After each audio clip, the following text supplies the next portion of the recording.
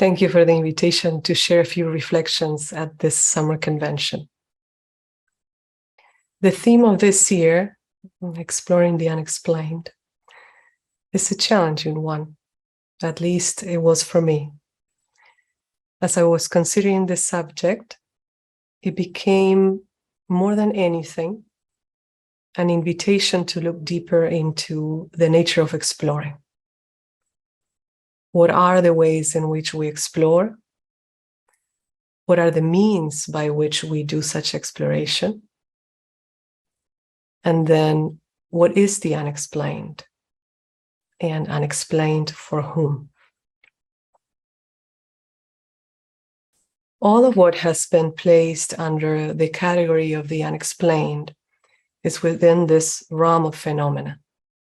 It occurs and it is observable within this manifested universe.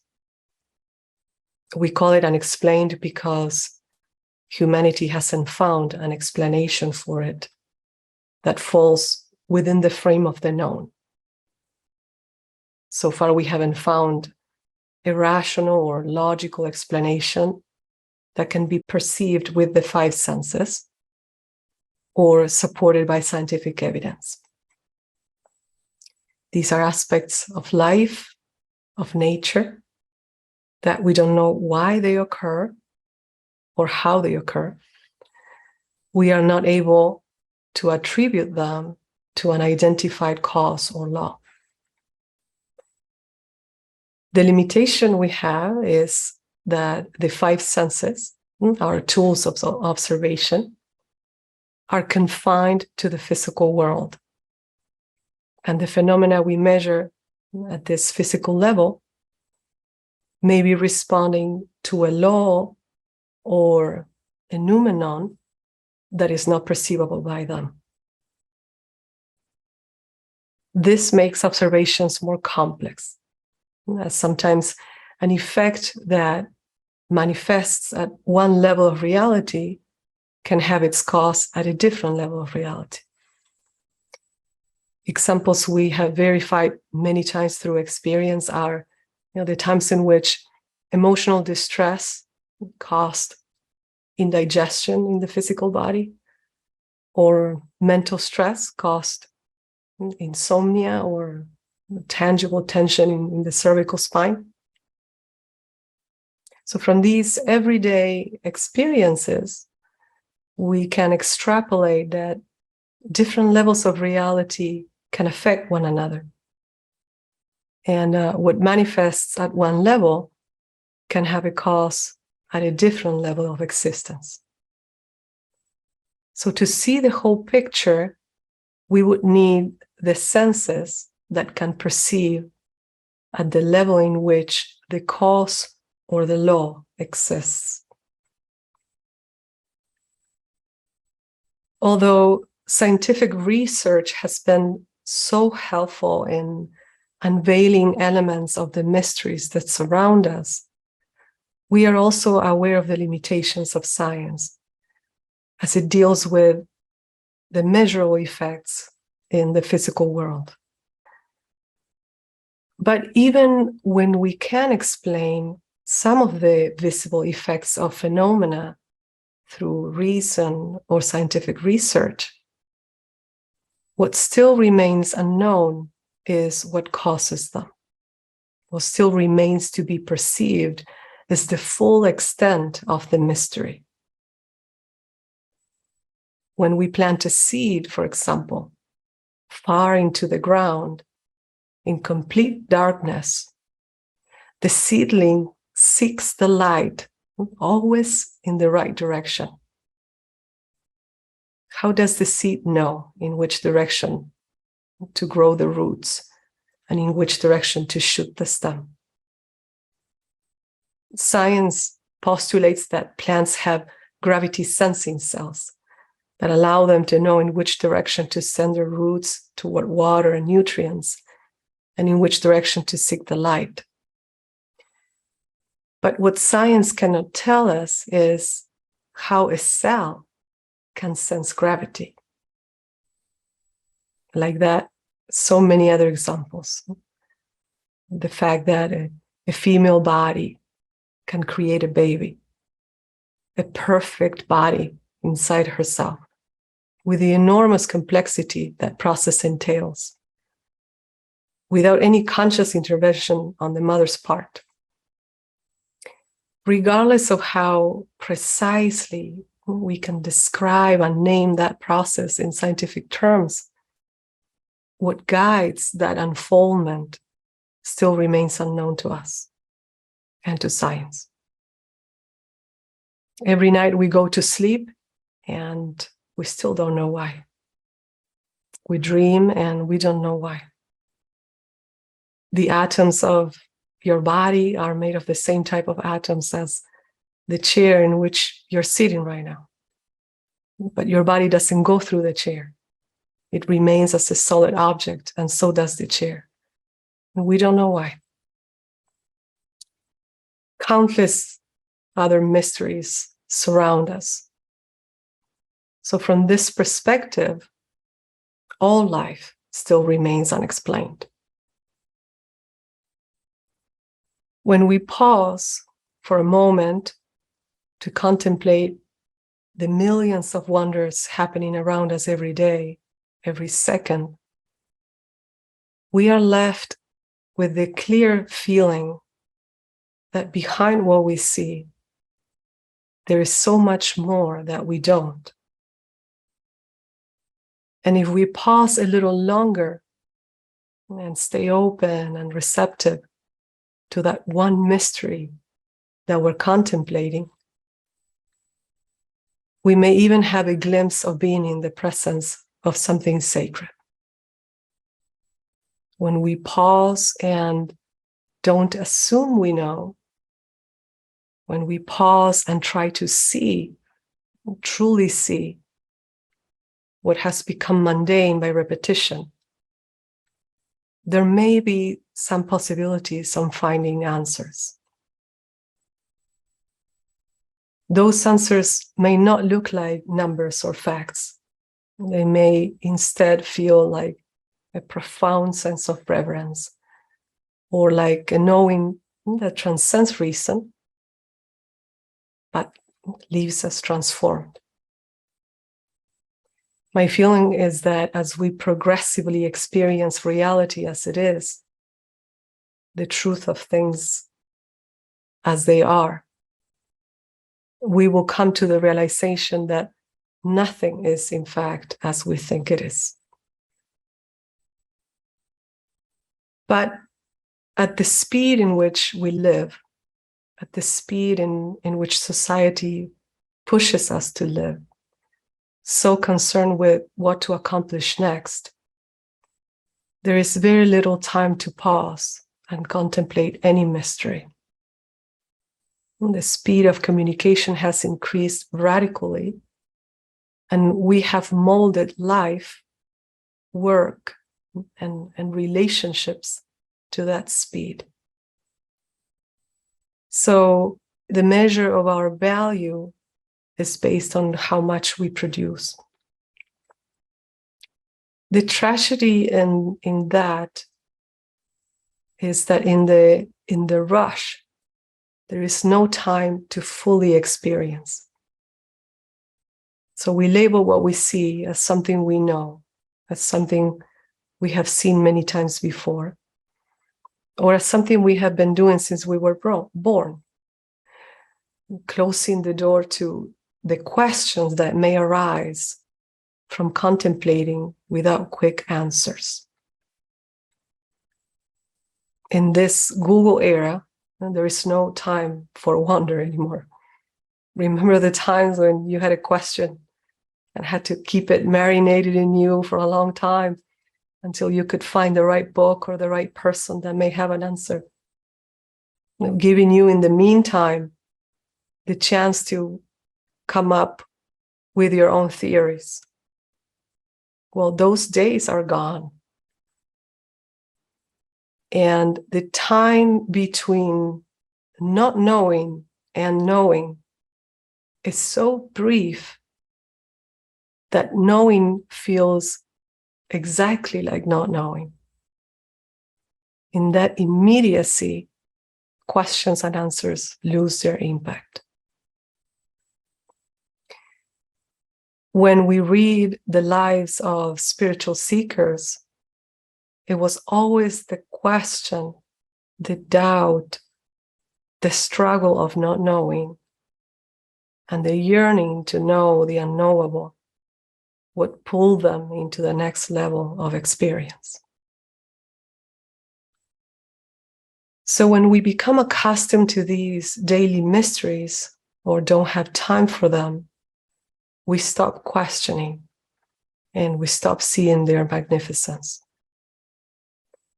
But what's even a greater loss is when we take the extraordinary and make it ordinary. We lose that moment full of potential to unfold our dormant inner knowing and our spiritual intuition. We go as far as to take a mystery and make it superficial or commercialize it.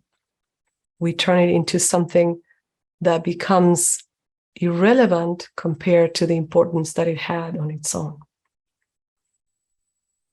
Sleeping, for example. A person can live an entire life without ever questioning why they go to sleep and where they go when they sleep. Why do we dream? What are dreams? We spend 1/3 of our lives sleeping. It must have a much more relevant significance than just resetting the brain. Sleeping is bizarre from any angle you want to look at it. It's one of the most unexplained things we do in life. But we're much more concerned about what is the best mattress to sleep in. In the US, you can spend months researching what mattress to buy or which of the latest 12 different pillows are best for you. So when we take a mystery and make it mundane or make it about something else, we inadvertently move our attention from the important to the unimportant. It becomes a level of blindness. Humanity in general, I think, shares an exaggerated concern for the form and a disregard for the essence. For the most part, we are people who live in the circumference of life, at the edges of experience, at the surface of things, and have little access to the center, to what's important. But the center is always available to be discovered. The longer we stay in the circumference, the more we forget the center. But when we seek to be in the center and stay in it, we move closer to a current of life that opens us up to the realization that there was never a circumference. Now, looking into the ways in which we go about exploring the unexplained, when we do explore it, it tends to begin by holding on to a philosophical perspective that we choose to embrace. We create a certain structure based on a tradition or several of them. And then we continue to add to it, mostly the elements that resonate with that initial structure. This process in isolation is invariably incomplete and subjective. And it will always be, as long as it is limited to the intellect. And since we're talking about this, it is worth mentioning that one of the peculiarities of being human is that my philosophical perspective is always superior to my neighbor's. This is a behavior to pay close attention to. It can exist as a very subtle sense of superiority and go as far as to cause wars or take away the rights of others, as it is happening in this country and many others. So from time to time, we can look at our belief system dispassionately and remind ourselves that it is a limited viewpoint, as limited and conditioned as anyone else's. And as long as the seed of feeling superior exists, we are impeded to reach spiritual knowledge that in itself becomes an obstacle. The less room we have in that rigid structure, the least there can be expansion. So from time to time, I can check within and ask myself, how open am I to consider possibilities that differ from the structures I have created? Knowledge can be so inspiring. It has the potential to show us a glimpse of the unimaginable and pull us there, however briefly. When we read in esoteric philosophy that every atom is a little universe in itself, and that every cell in the human body has a brain and remembers, the possibilities are endless. And we can spend a lifetime meditating on that one thought alone. And like that, with so many other ideas and thoughts and concepts. And knowledge can be an obstacle too. Some beliefs can close the door to valuable experiences. There is this real account of a teacher and one of his nuns, in which the nun felt she had been for a long time at the door of entering a deeper state of meditation.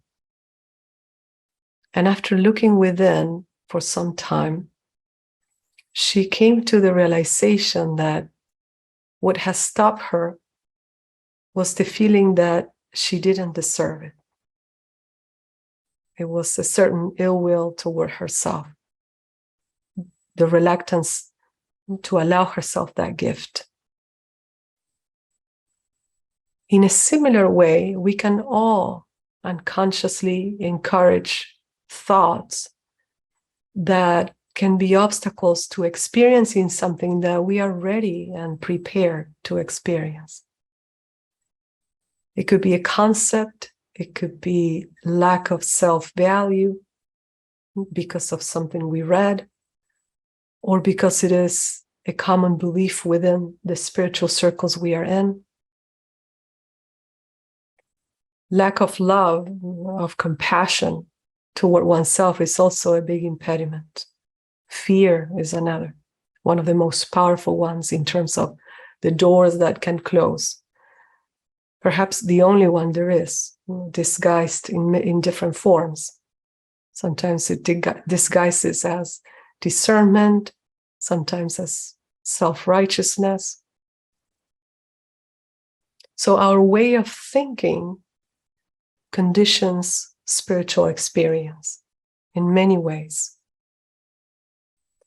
But the one I am interested in pointing out is this one. If we believe that something is not possible, it won't be. If we believe we don't deserve something, we won't. If we believe the path is only full of perils, or that we're so very imperfect that we're not even worth the effort, that's how it will be.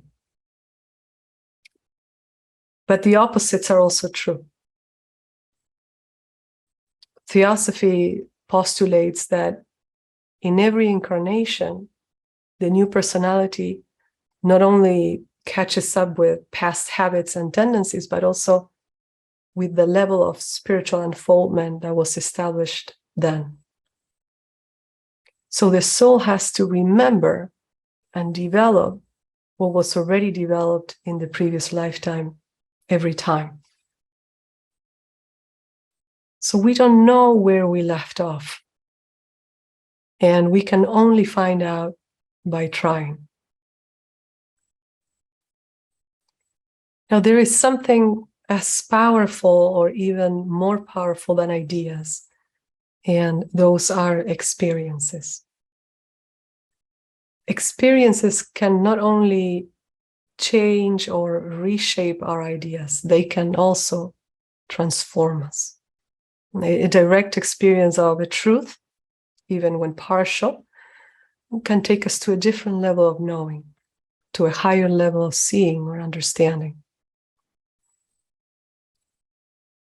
If we look back into our lives, we may be able to see that growth, unfoldment happens in the form of a spiral. We don't know where in the spiral we are, but we can identify that somehow experiences repeat, hardly ever in the same exact way or at the same level, but their flavor is known to us. From one point in time to the other, there has been growth, even when minimal. So we meet that experience again, but this time from a slightly different place. Sometimes we talk about the difference between study and practice, and that without practice, study cannot be internalized. I see those two aspects as part of the movement in this spiral I'm talking about. Let's say that first we become exposed to a philosophy and grasp some ideas intellectually. Then we apply a few of them in our lives. And as we apply them, experience is gained, and that experience transforms us.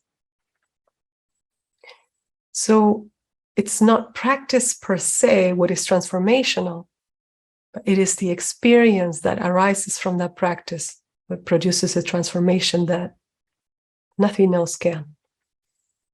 So at that point, we move to a slightly higher level of the spiral.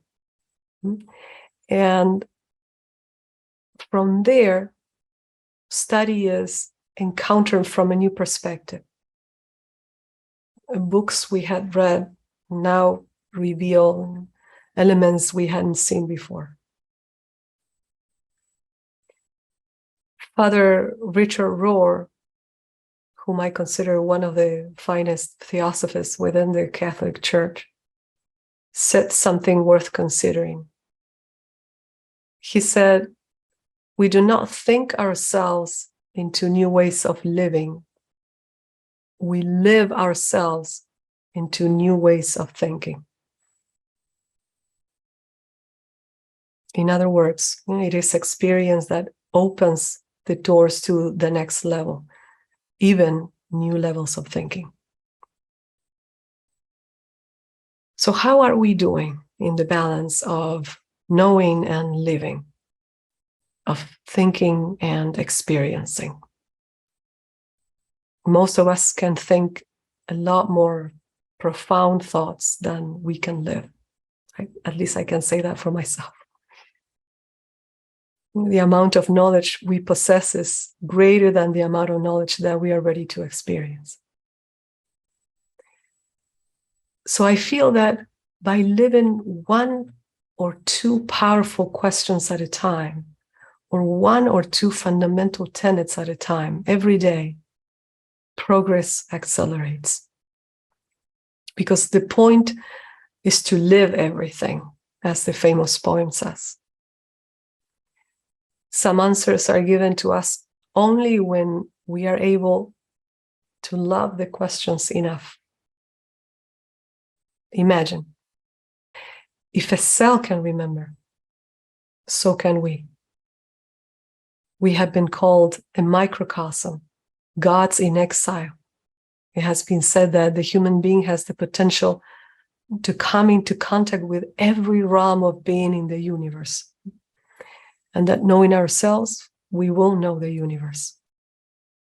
Because our spiritual self is identical in its essence with the universal spirit.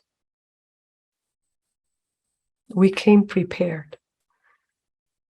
Not that we came with the answers. We are the answers. So to explore the unexplained, questions become important, an overall attitude of inquiry. And remembering becomes important too. What kind of questions and what kind of remembering? Let's start with the questions first. Sometimes we wake up in the morning and we don't remember if we had a dream or not. So we get up from bed and start our day as usual. But if instead, at that moment, the moment we wake up, we ask ourselves with intention, where was I last night? What did I dream about? We may not have a response the first few days. But after some time, we start seeing pieces of the dream, faint images of what happened. So somehow we went from remembering nothing to remembering something. With the question and the effort of remembering, we were able to recollect parts of them.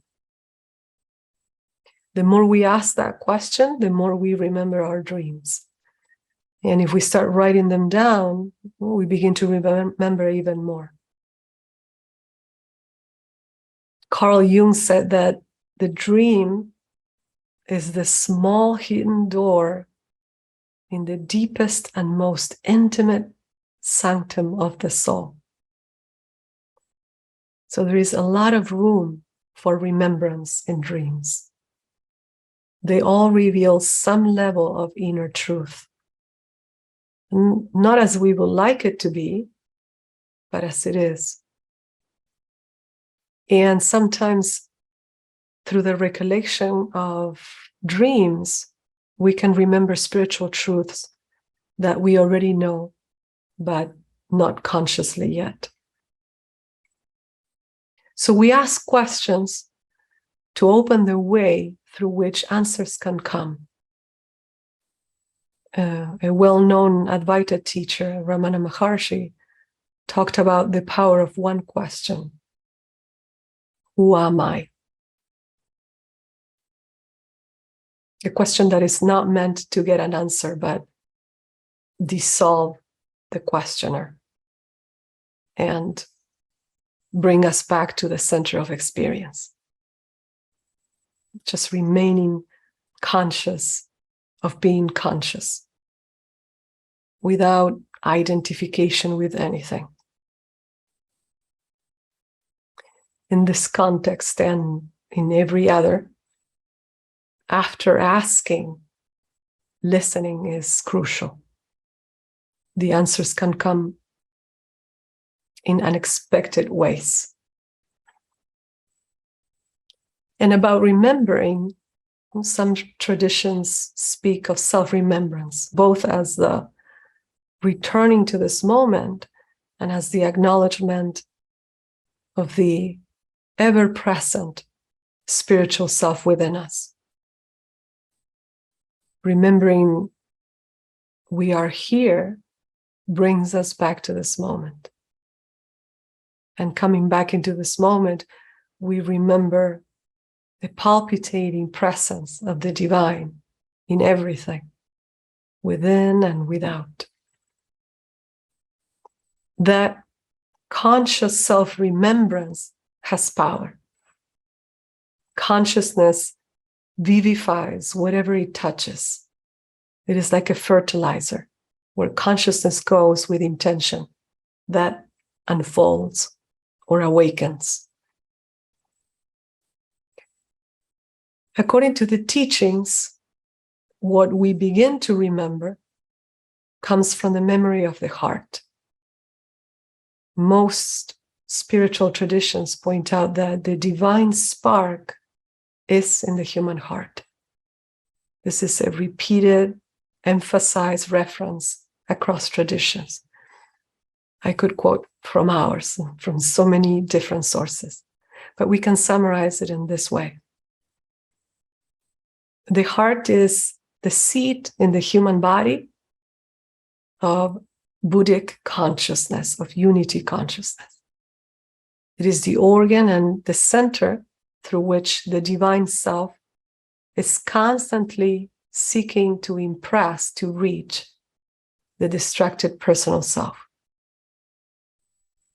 So we can say that the awakening of consciousness is the opening of the heart. Through the heart, one knows truth, says one of the Upanishads.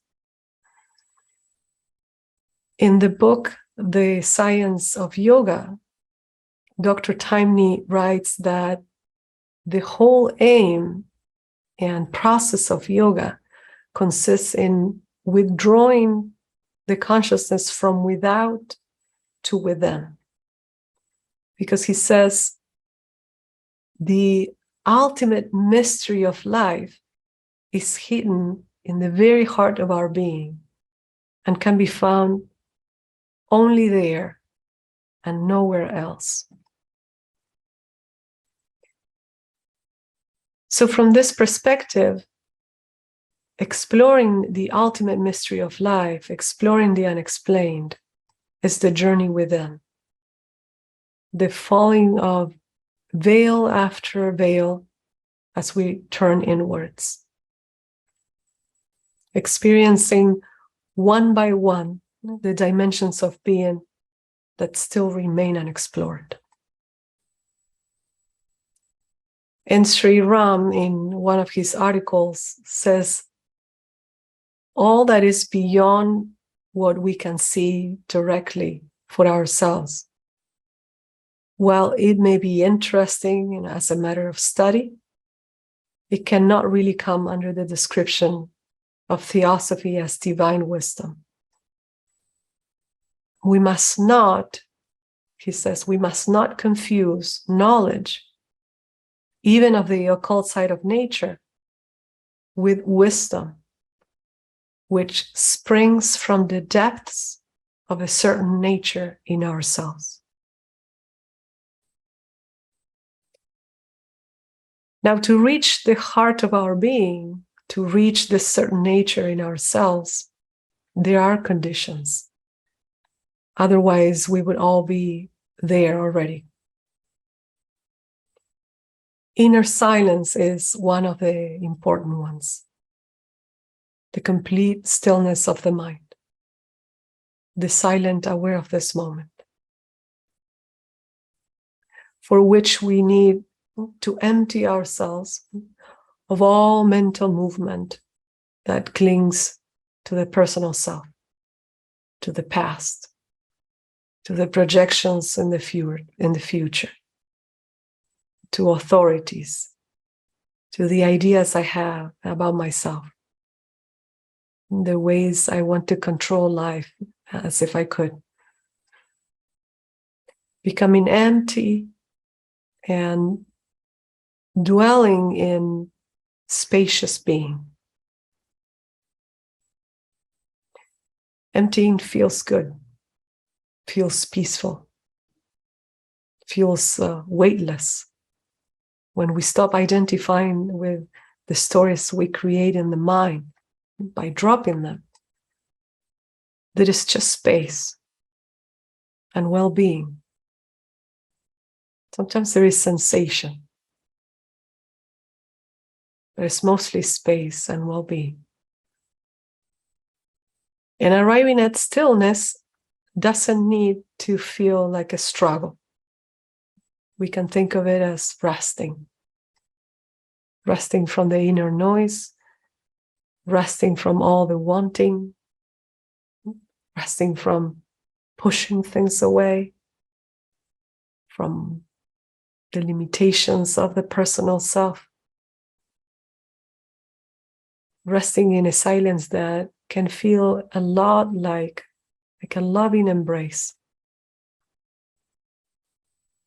Resting but extraordinarily awake. The more we taste silence, the more we long for it.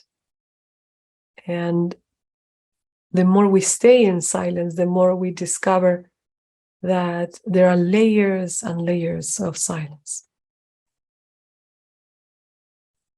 The heart responds to our willingness to listen with longing. Longing is the call from the heart. It is the self whispering us to remember. And we can rest in that longing, breathe into it, become profoundly in touch with it, listen to it. It is like a sacred love affair. The more we spend time with the heart, the more the heart calls us into its presence. And we don't have to be perfect to sit in silence. We are received as we come. If there is sincerity in our willingness to be in silence, we will see all our limitations. We will see where we're stuck and what separates us from the heart.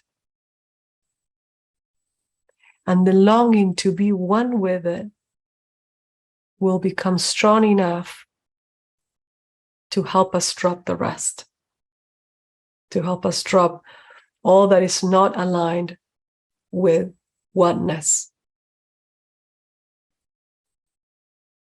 This is done with love. In love, we enter. In love, we are received. In love, we empty ourselves. In love, we see all our limitations, like a mother sees her child. And in that same love, we rest again and again.